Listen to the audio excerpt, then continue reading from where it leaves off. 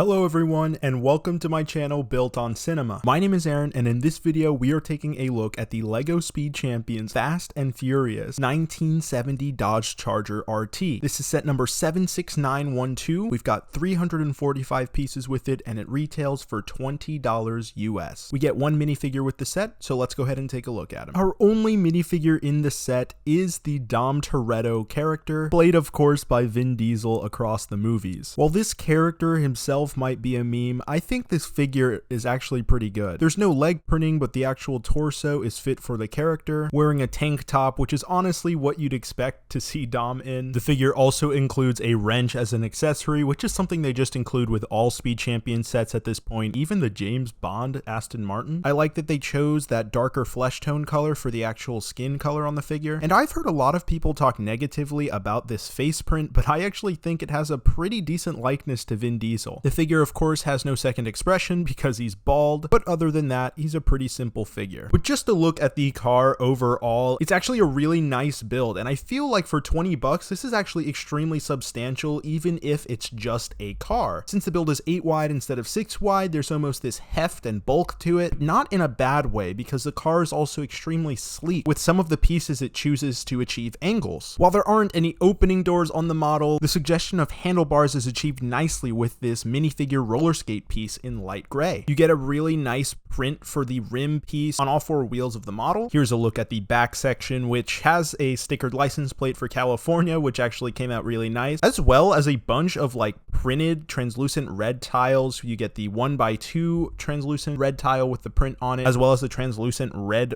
printed tile as well, which is a 1x1. The mufflers or exhaust is achieved nicely, and you got a print there on the bottom as well. Going to the back section here, you have a sticker that didn't come out too well, but it's supposed to kind of be the gas entry point there. I don't actually know what that's called. And a 1x4 window piece, which you'd normally see on like a 4 wide car. And the side is kind of achieved with this sticker here, which I think communicates the idea pretty well. Here's a look at the front section, which has a 1x3 sticker on the front that just says Charger, but that's kind of the grille section, and the headlights are lined up too. I'm a fan of how smoothed out this is in the front, this like boxed up front area. It came out really nice, and the front engine area is achieved nicely with a cool use of building techniques, as well as a hinge that can actually move around. The roof is removed as such, allowing easy access to the inside of the vehicle, just like this. And here's a look at how that roof section is built. Unfortunately, it doesn't actually lock in with studs to the model, so it just kind of sits there loosely on top. I'm not the biggest fan of how this roof section is built, being that the pieces are on like one stud connections, meaning different parts can be raised on it, which kind of just looks bad if you don't actually push it down constantly and make everything even and level. But there is space to seat one minifigure in this, and the back section has that cage build that you'd see in a muscle car of this kind. Putting Dom in is a little bit of a challenge with the actual windshield piece in the front, so if you remove that, it's pretty easy to seat him. This car also has a surprisingly phenomenal build for the actual car seat, including a headrest with the seat. Here's just a quick look at the instructions, which has that extremely boring white background, which is a 3D render of the actual set. Here's that page that shows you how the model actually turns out, and then next to it is just an advertisement for other Speed Champion sets from the wave, including the Aston Martin. But other than that, there's not much here. So overall, for $20, I think this is a fantastic set from LEGO. Like I said, 20 bucks, 345 pieces. It's not just a price per piece value here. I think the actual build is substantial, even for it just being a car, and it's got some really nice heft to it. It's built out nicely. As far as minifigure selection goes, one figure makes perfect sense. I don't really think there's any other figure that would have made sense to go with this, especially since the car only seats one minifigure. But overall, this was a huge surprise to see from LEGO, and I really like the idea of Speed Champions being somewhat of a catalyst for one-off licensed vehicles that we can get. We saw it with the James Bond Aston Martin. We're seeing it now with the Paul Walker Skyline car set that you can never find because it's always sold out. So I think it's a great idea. I think this is a great set. This was absolutely one of my favorite sets of last year, if not my favorite set from last year. I absolutely love how this came out, and I'm not even a fan of Fast and Furious, like at all.